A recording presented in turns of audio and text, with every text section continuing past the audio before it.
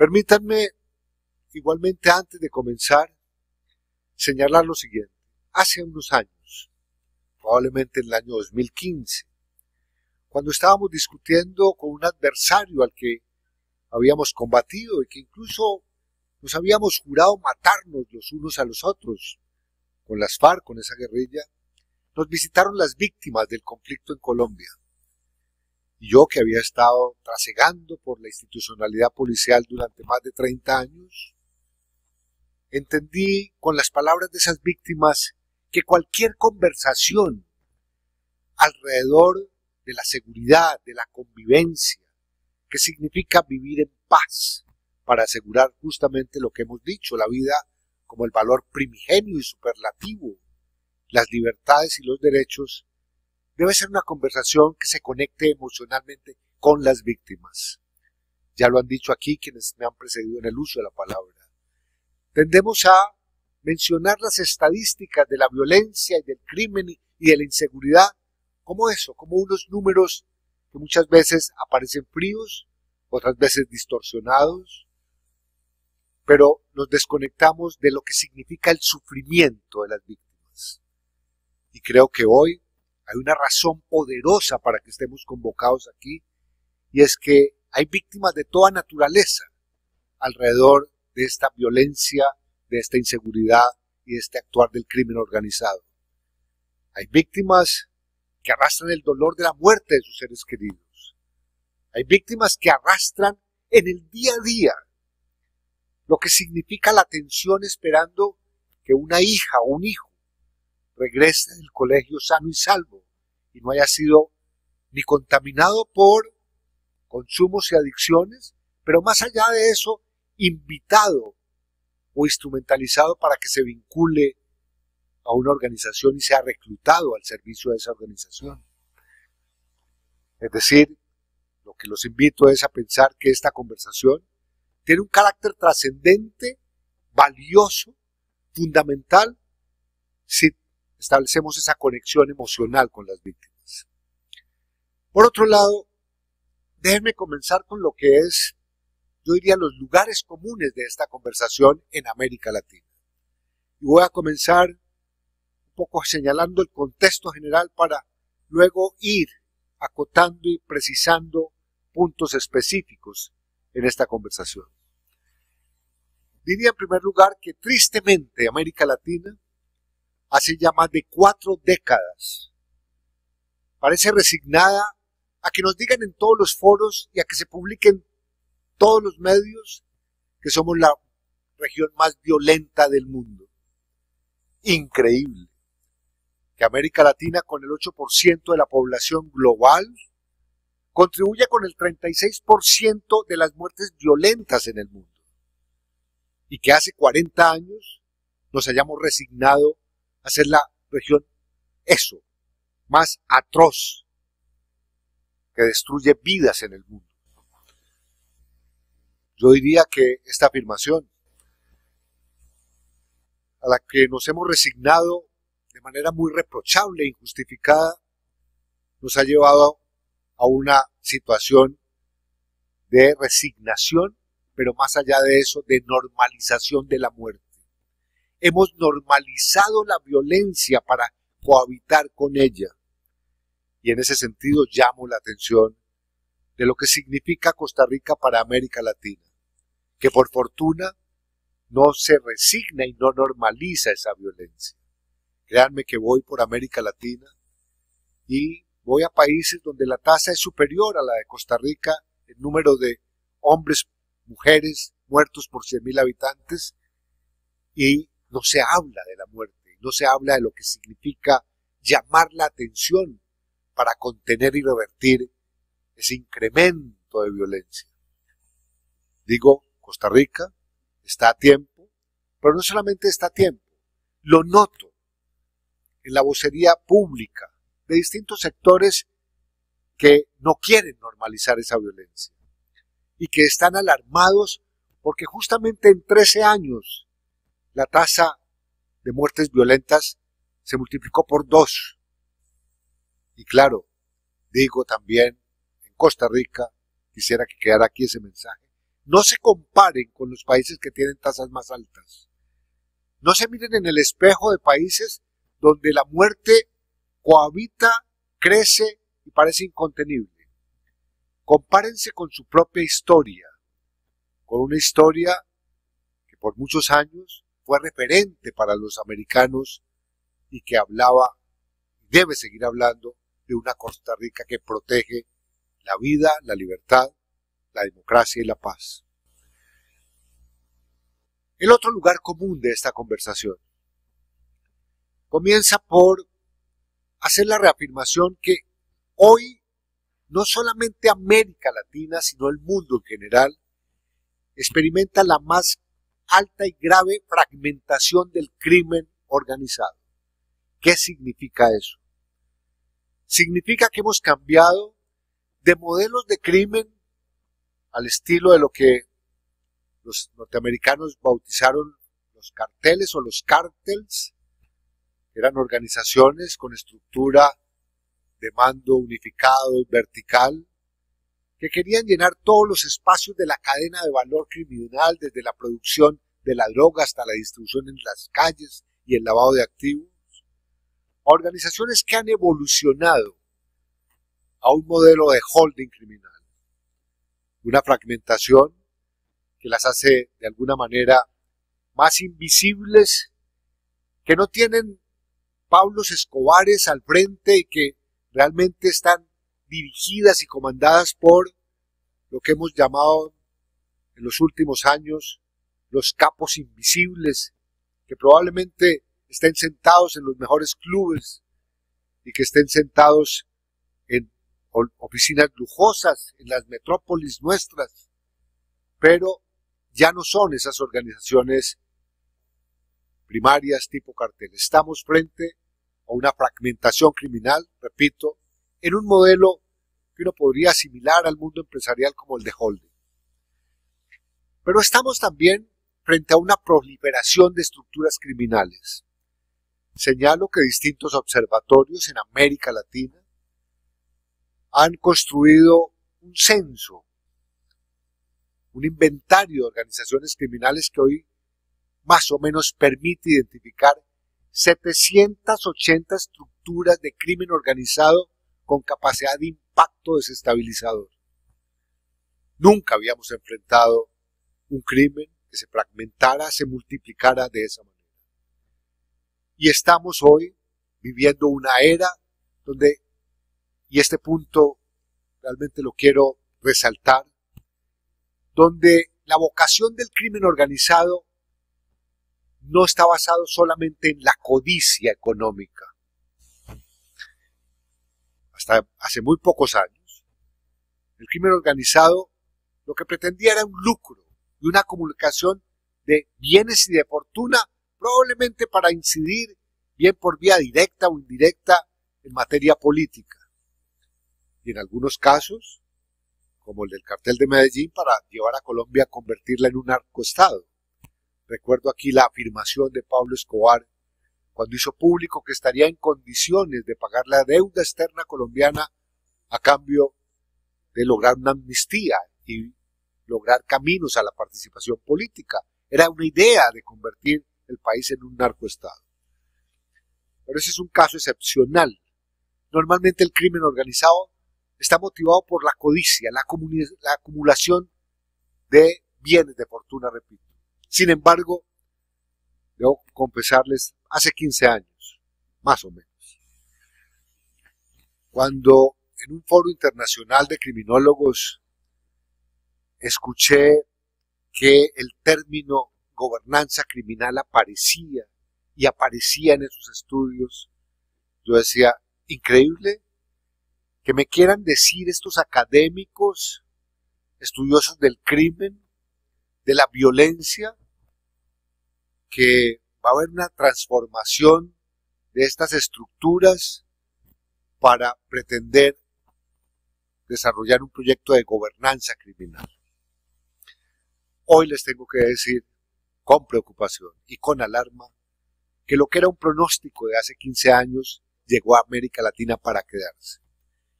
¿Y eso qué significa en la práctica?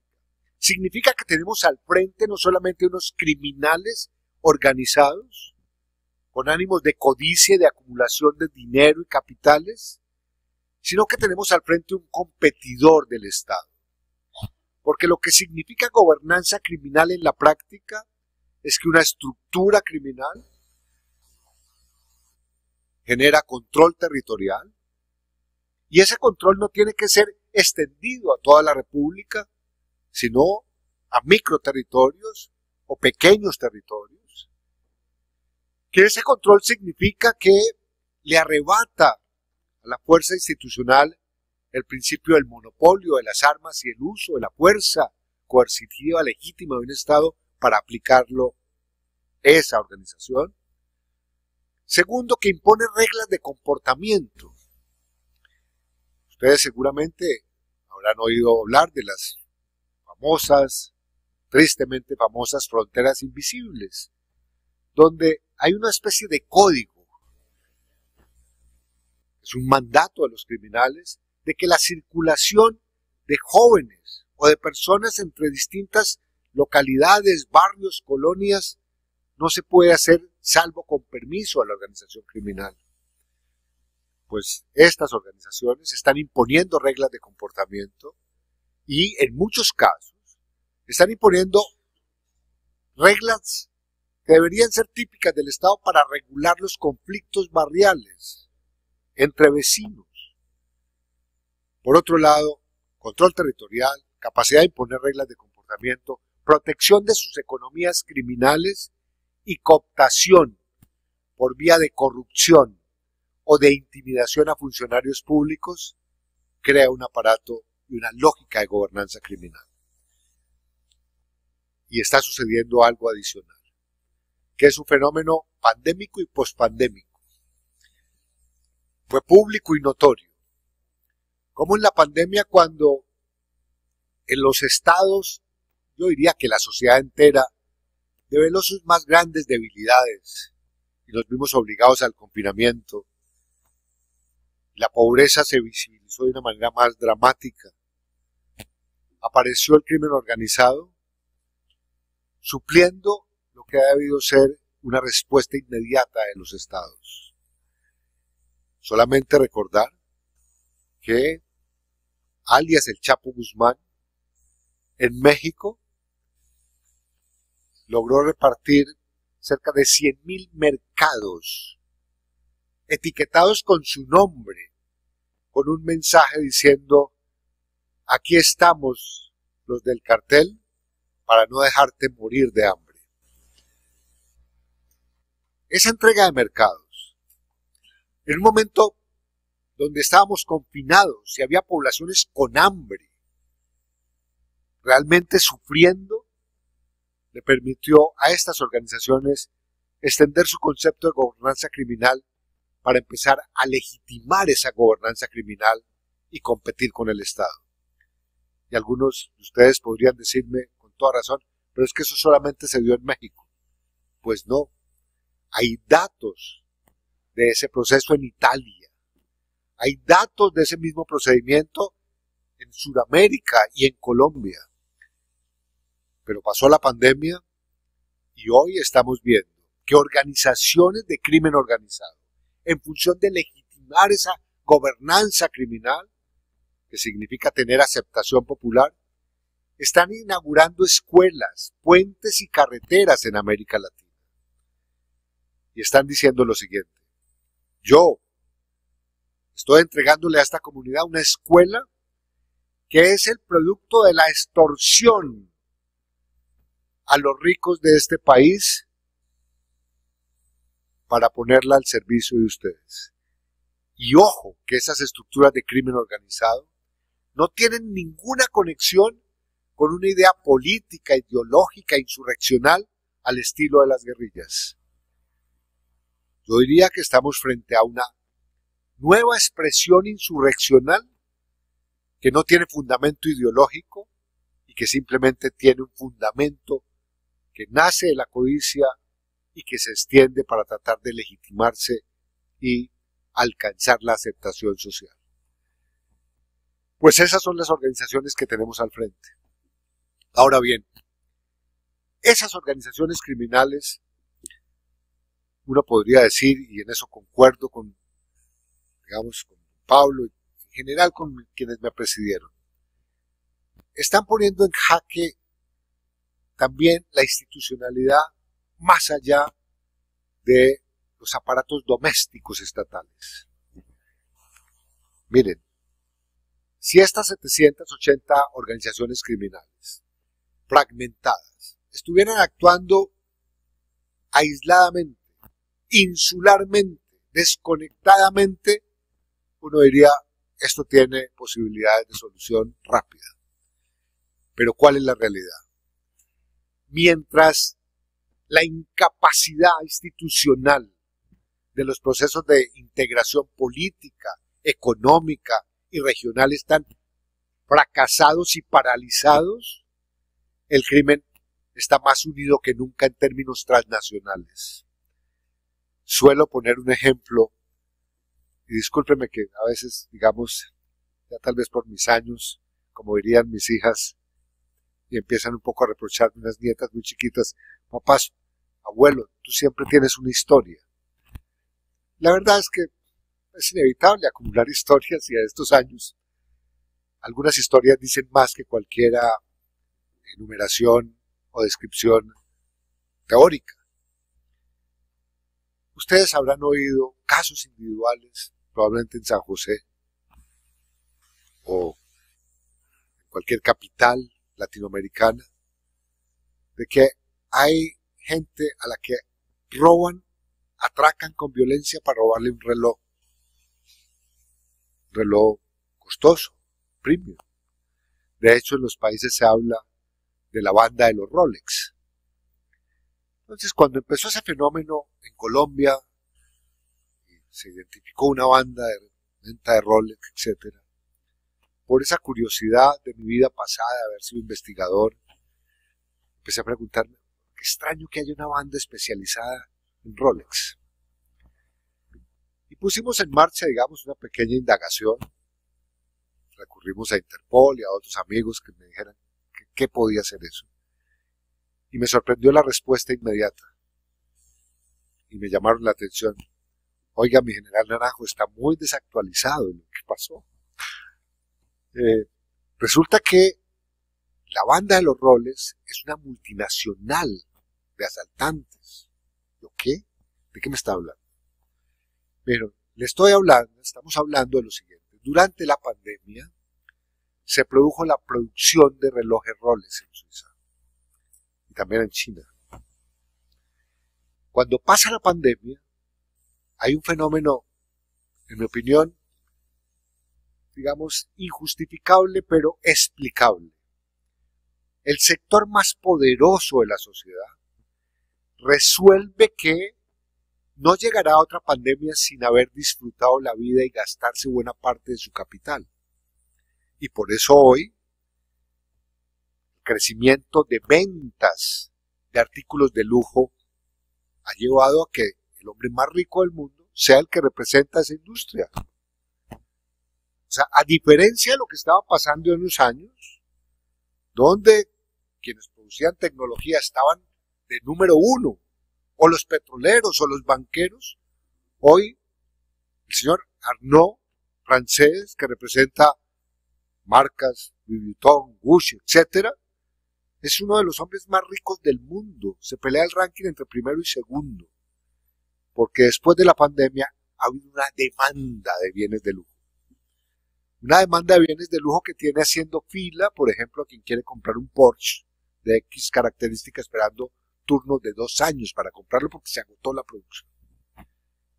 Pues como se agotó la producción de Rolex y una sobredemanda post-pandémica, hay una organización transnacional que roba relojes Rolex en Europa, en Norteamérica, en Sudamérica, y responden a un mismo interés y a una misma organización.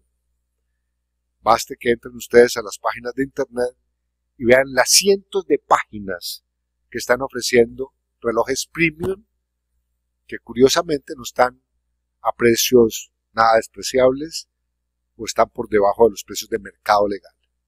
Pero ahí están. Ese es el ejemplo, en mi opinión, de los más típicos de cómo hay una integración del crimen organizado transnacional. Dos, suelo decir que esta amenaza de esta integración nos tiene enfrentados a lo que uno podría llamar organizaciones disruptoras del crimen. Probablemente el ejemplo disruptor más poderoso que tenemos en América Latina se llama hoy el Tren de Aragua. Y llamo la atención para que, digamos, ustedes que son estudiosos, apasionados de esos temas, comprometidos con estos temas, no pasemos la página y creamos que estamos frente a una organización criminal cualquiera cuando se habla del Tren de Aragua, que tiene unas características muy especiales. Primero, el Tren de Aragua no se funda en un proyecto narcotraficante de gran escala. Segundo, el Tren de Aragua nace, se desarrolla y convierte un centro penitenciario en su centro de comando y control en Venezuela. Tercero, el líder de esa organización no tenía una trayectoria criminal, era un sindicalista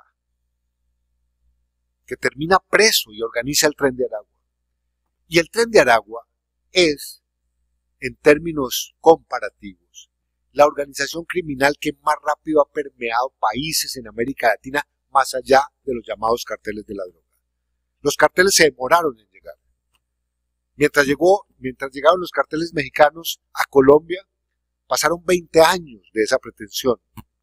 Mientras los carteles colombianos trataron de llegar a otros países, pasaron 8 años. El cartel de Aragua en 2 años estaba en 7 países. Y hoy calculamos que puede estar en 12, 13 países porque crece a una velocidad exponencial. Pero además el Tren de Aragua es una organización típicamente multicrimen. Bien lo decía ahora nuestro estimado Mauricio, lo que él llama la cartera de crimen, lo que la señora juez también mencionó. Pues hoy esa cartera, yo diría más que una cartera, es un portafolio de economía criminal expansivo. Por eso el Tren de Aragua va desde el microtráfico, la extorsión, el ajuste de cuentas, tráfico a gran escala, corrupción, contratación estatal, con lo cual se convierte en una organización que comporta de manera muy diferencial lo que ha sido esta estructura de crimen o estas estructuras de crimen organizado en América Latina. Una organización multicrimen. Y una organización muy particular, porque opera, digamos, bajo 4 modelos muy singulares. O extiende sus tentáculos con sus nacionales venezolanos para desarrollar la operación criminal de manera autónoma, o establece asociaciones con organizaciones locales, una especie de outsourcing criminal, o simplemente usa su etiqueta para venderla al mejor postor y logra confundir, digamos, la identidad de quienes están detrás de la operación real.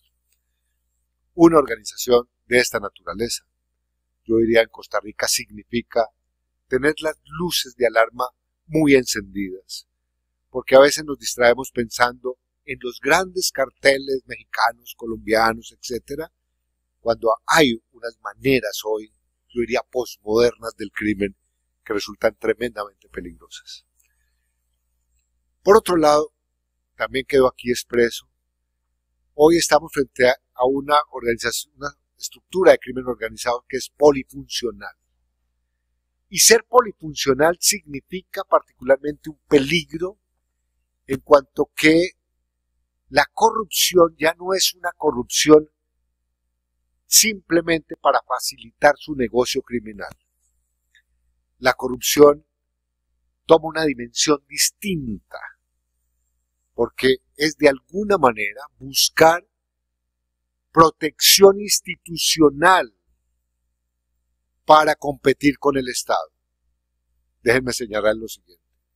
Buena parte de la contratación pública en América Latina, especialmente la contratación estatal local, está siendo penetrada por estas organizaciones.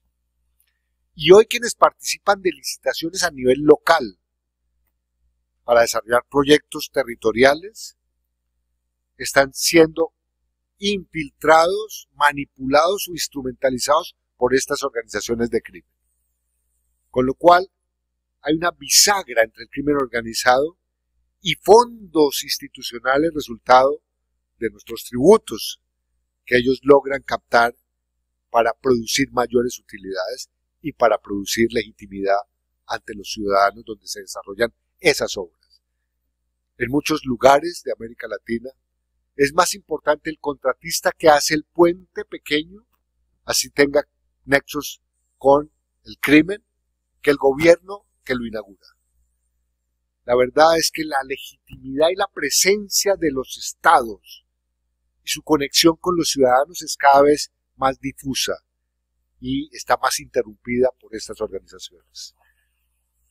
Miren, cuando uno revisa, y aquí hago un paréntesis, por ejemplo, el informe de una institución que hace mediciones que no es el barómetro iberoamericano, sino un observatorio europeo que está midiendo qué tanto estiman los ciudadanos le responde la democracia a sus intereses, nos estamos llevando realmente una información que produce desvelos, dolores de cabeza. Calculen ustedes que en la última medición, de hace apenas 4 días, cuando se pregunta en los Estados Unidos qué tanto creen los norteamericanos que la democracia trabaja por ellos, solamente el 30% dice que esa democracia funciona, el 70% que no funciona. No recuerdo exactamente el caso de Costa Rica, pero el caso de mi país es dramático, el 27% no está confiando en la democracia.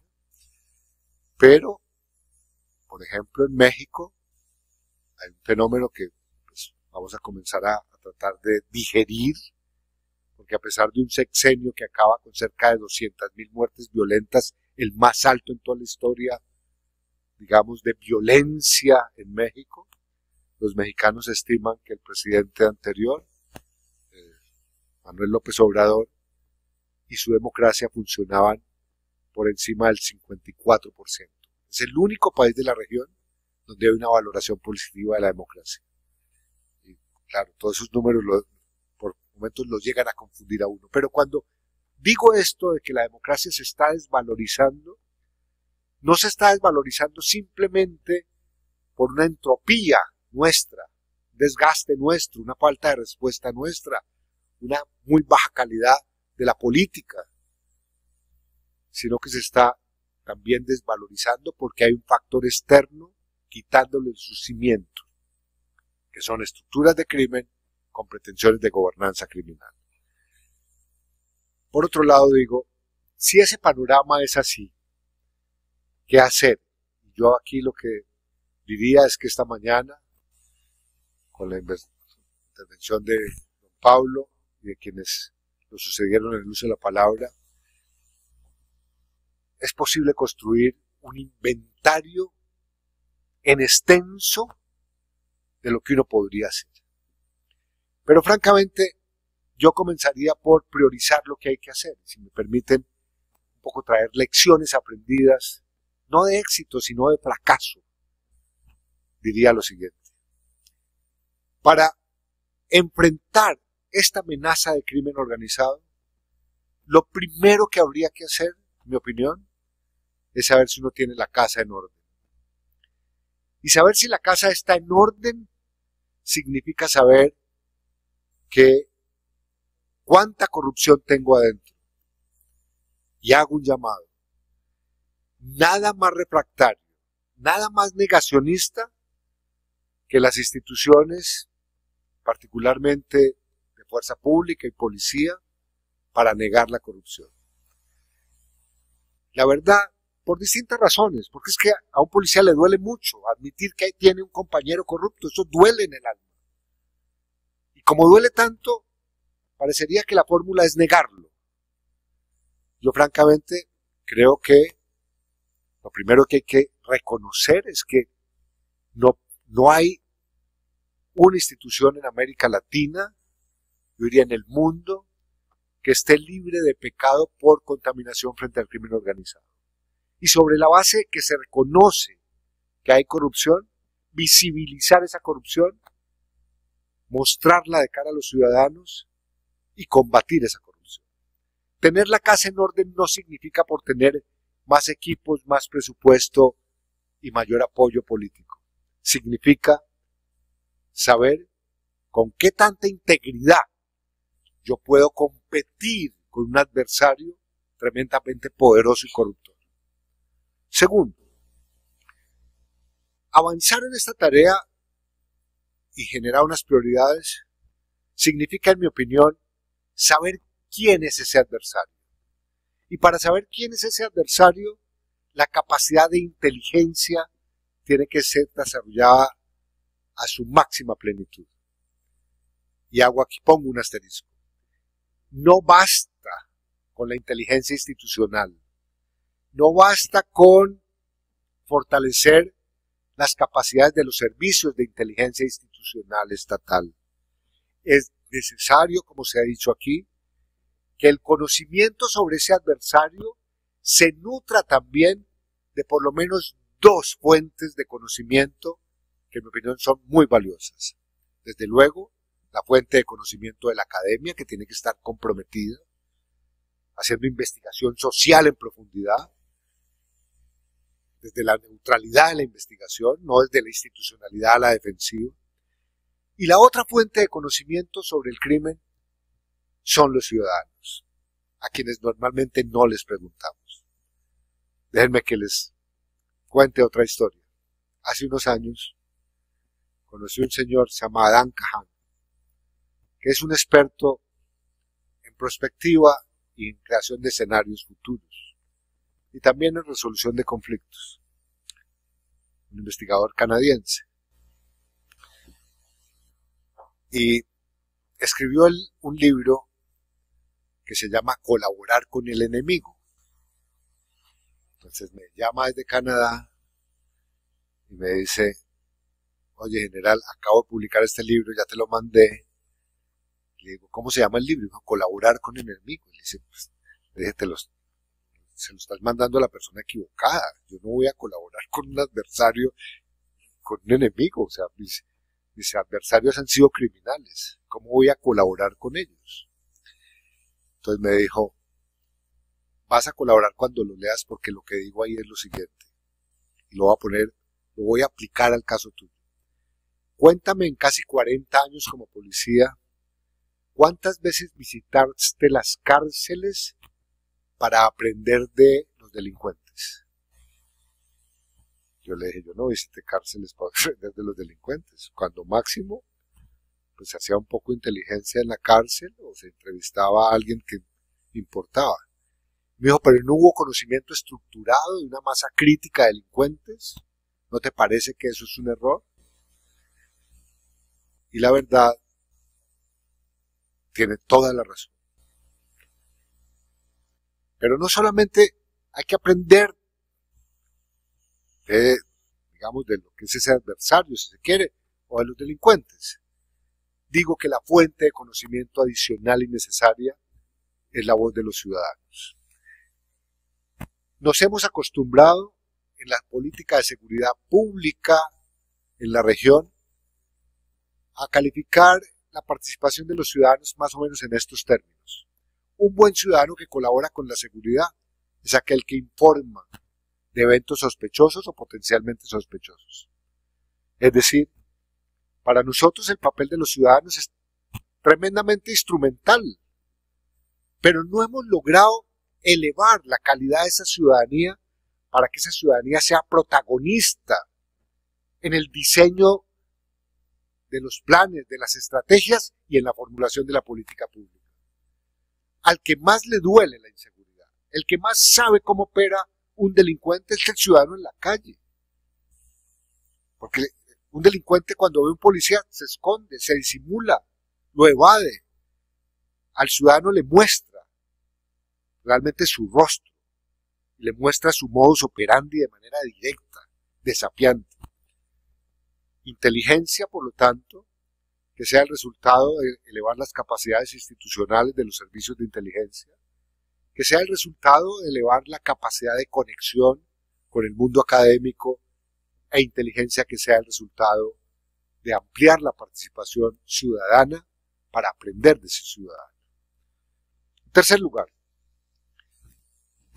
diciendo, como hemos venido repitiendo, digamos que tener la casa en orden, generar capacidad de inteligencia para saber a quién enfrenta uno, es verificar fundamentalmente con qué tipo de liderazgo yo voy a enfrentar a esa situación.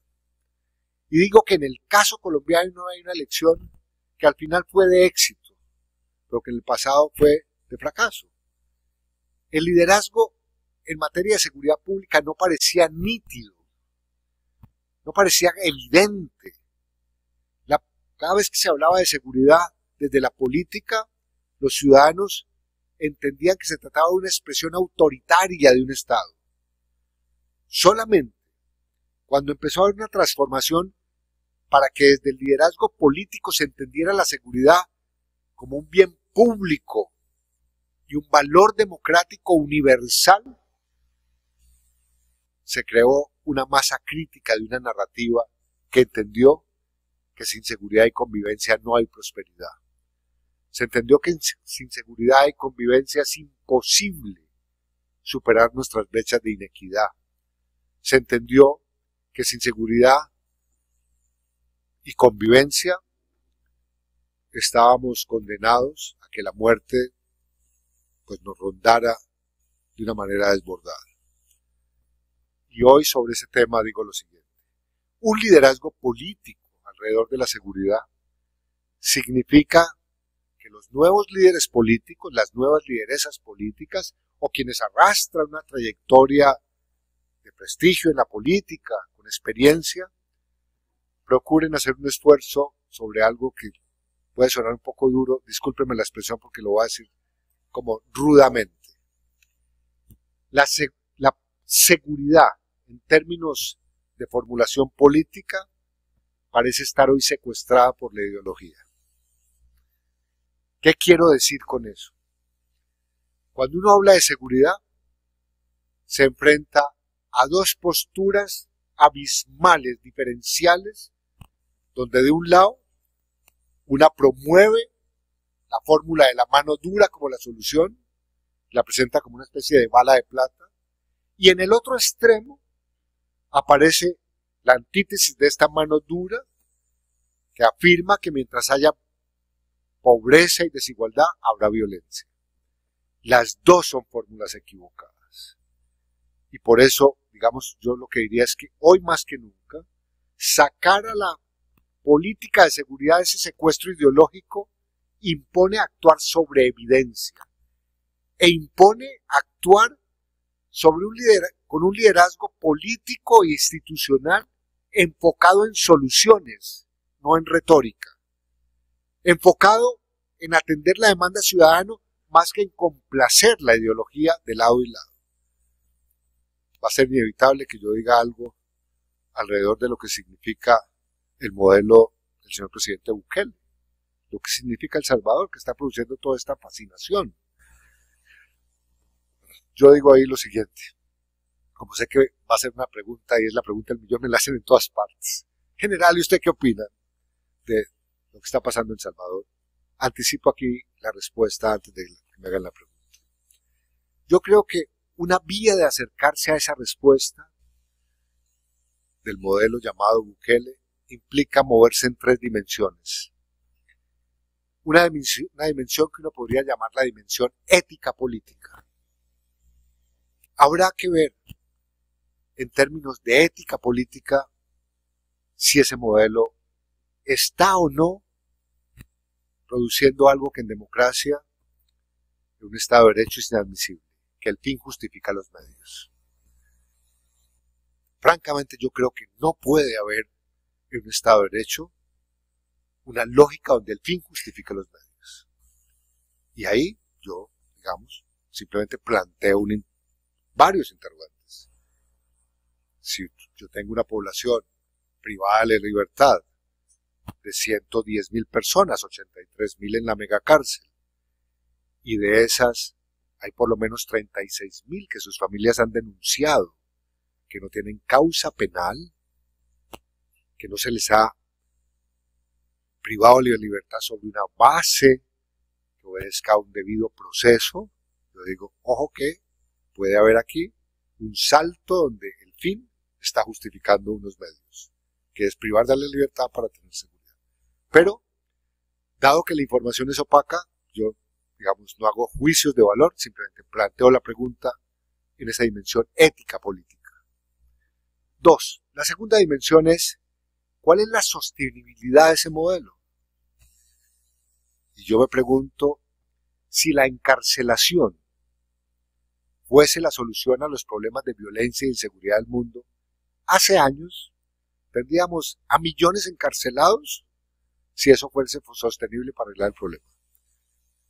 Yo tengo dudas de que eso sea sostenible. Tengo muchas dudas de que sea sostenible porque el tiempo va pasando y las demandas, los requerimientos, la angustia de las familias de los privados de la libertad ha ido creciendo, diciendo, deme respuesta, ¿por qué está allá? No sé, digamos, si eso es sostenible. Y la tercera pregunta es, o la tercera dimensión es, ¿qué tan replicable es eso en el resto de países de América Latina? El propio gobierno de El Salvador ha dicho, este es un caso que para nosotros ha sido eficaz, no sabemos si en el resto no. Yo ahí anticipo que no, porque es que la problemática salvadoreña estaba fundada en lo que uno podría llamar una subcultura delincuencial tribal de los maras, que es muy distinta a la realidad criminal delictual del resto de países.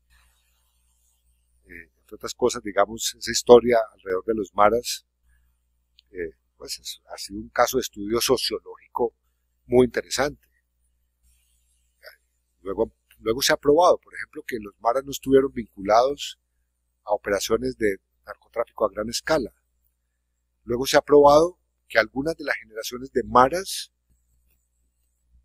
adscribieron a los maras por un ritual simbólico alrededor de su abuelo y su padre, que se trataba y tenía unas maneras de comportamiento. En fin, estamos frente a una realidad muy distinta de organizaciones plurales, multicrimen en el resto de América Latina, a una situación muy particular, donde yo estimo que, aunque hubiese países, gobiernos inclinados a replicar el modelo, sería imposible que lo replicaran por esa diversidad y multiplicidad de factores criminales que enfrentamos hoy. Pero para decirlo claramente, es un modelo que produce fascinación hoy, que puede producir efectos de contagio, pero no es el único, porque como digo, en el otro extremo está el del apaciguamiento. Entonces, no nos metamos con los criminales, y voy a decirlo con todo respeto también, abrazos no balazos del señor presidente Luis Manuel López Obrador, que es el otro extremo. Y los dos, digamos, nos obligan, digo yo, a que en un foro como este, con liderazgos como los que ustedes están representando, hagamos entre todos un esfuerzo para liberar del secuestro ideológico la política de seguridad. Por otro lado, para ir terminando, va llegando la hora del almuerzo y de mi avión en el aeropuerto, digo, en el caso muy particular de este crimen organizado transnacional, y también lo dijeron mis antecesores aquí, lo que realmente sería inconcebible es que una nación, un país como Costa Rica, sea víctima de la ausencia del acompañamiento internacional. Estamos hoy frente a una situación que invoca la necesidad de cooperación transnacional, internacional. Pero también los países tienen que hacer algunos esfuerzos. Yo suelo decir esto. Si el narcotráfico es un delito típicamente transnacional, porque se produce tipo penal de origen, pero su impacto produce daño y víctimas más allá de las fronteras. ¿Cuál es la razón, por ejemplo, para que un instrumento jurídico, institucional, penal, como el de la extradición, no se aplique hoy en América Latina? Todavía hay resistencia a aplicar la extradición. Y yo digo, ¿por qué no miramos, por ejemplo, los efectos y las lecciones que deja la Unión Europea, donde incluso la extradición fue superada por algo que se llama la captura con fines inmediatos? Y la verdad se evita en toda la burocracia alrededor de un proceso de extradición. Pero más allá de eso es que en América Latina, como sucede en el caso de ustedes, digamos, dar el paso para asegurar la extradición de nacionales en el marco de una justicia transnacional, pues sigue paralizado. Y la verdad, creo que si uno invoca cooperación internacional, pues también hay que comprometerse a cooperar por distintas vías en esa materia, y una, por ejemplo, hablo de la extradición. Por otro lado, digo, increíble que después de 70 años de una política prohibicionista de drogas, haya 3 casillas vacías en lo que se denominó la guerra a las drogas. La casilla vacía número 1 es dónde están las utilidades formidables que produce el narcotráfico. No están en nuestros países. Aquí llega un porcentual de eso, pero ese porcentual, país a país, en promedio no supera el 5 o 7% de la utilidad. Eso es lo que dicen los estudios. ¿Dónde están las fortunas? ¿Y por qué hemos sido incapaces de desmantelar la base de esas economías que crecieron basadas en narcotráfico? Creo que ahí hay una casilla vacía que implica movilizar la institucionalidad para que no se detenga simplemente y se conforme con hacer incautaciones, decomisos de droga y captura de delincuentes, sino que haya un esfuerzo más allá de lo judicial, de lo policial, en términos administrativos, para filtrar la penetración de esos activos y capitales ilegales. Ahí hay, digamos, una casilla vacía. Segunda casilla vacía. ¿Qué pasa con el tráfico de armas? Y aquí voy a procurar hacer una pequeña precisión de mi parte con todo respeto a Pablo. En el caso, por ejemplo, de las armas, de la cual hicieron entrega y dejación de armas las FARC en el proceso con Colombia. Nosotros éramos conscientes, particularmente porque fuimos estudiosos del proceso de Contadora y lo que significó la paz en Centroamérica, que buena parte de las armas de esas guerrillas llegaron a Colombia 3 o 4 años después. Y que nuestra obligación, por lo tanto, sobre esa lección y esa victimización de la que habíamos sido objeto con ese tráfico, en el caso de la dejación de las armas de las FARC había que montar un proceso y un procedimiento realmente riguroso, exhaustivo. Y por esa razón, a diferencia de otros procesos en el mundo, llamamos a Naciones Unidas para que fuera la garante y quien operacionalizara la dejación de las armas. Y la verdad lo que hicimos fue algo que está escrito, digamos, en Naciones Unidas por parte de ellos, como el modelo hasta hoy más exitoso de dejación de armas. En el mundo, cada vez que una guerrilla hacía dejación de armas, se calculaba que por cada 10 combatientes, solamente ellos entregaban 4 armas. En el caso colombiano, por cada 10 combatientes se entregaron 9 armas. Es decir, estamos hablando de un alto porcentaje de armas de las cuales hicieron dejación y que luego fueron destruidas en presencia de la comunidad y de la sociedad colombiana en una fábrica siderúrgica de fundición de metales. Allá se llevaron y realmente hubo certificación y trazabilidad de esas armas. Hoy es posible preguntar al sistema de Naciones Unidas qué pasó con el fusil AK-47 serie tal o que tenía borrado esto, Y la verdad, ahí está registrado, no se recibieron las armas. Y por el contrario, cuando digo que hay una segunda casilla vacía, me refiero al tráfico de armas a gran escala. Estas estructuras de crimen organizado están armadas, no sé si en Costa Rica usan una expresión que es un poco ruda, hasta los dientes. Y no están armadas con armas de desecho.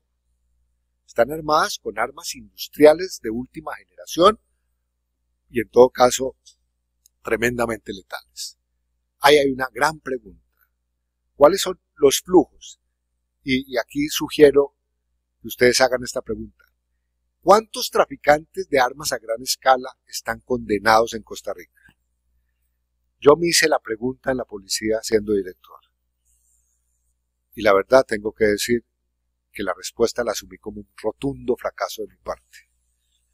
Porque cuando me retiré de la policía, había 3 señores esperando un juicio que no eran los mayores traficantes de armas, que eran traficantes de armas, pero la verdad yo decía, en un conflicto armado como el nuestro, que produjo en 40 años 200.000 víctimas mortales, ¿dónde están los traficantes de estas armas? Pues no están. Y uno puede preguntar, y en el mundo hay 2 o 3 capturados, ¿no? Pero el resto son invisibles. Pero más allá de eso, mantener las armas supone asegurar pertrechos para las armas, municiones para las armas. Yo lo que me pregunto es, ¿cuántas toneladas de munición habrá que traficar en América Latina para que haya pertrechos disponibles donde el arma no resulte obsoleta o simplemente inocua? Un arma sin munición no funciona.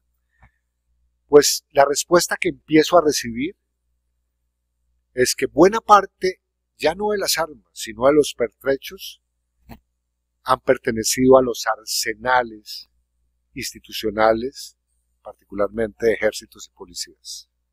La desviación de munición del arsenal institucional que ha ido a parar en manos de criminales es alta.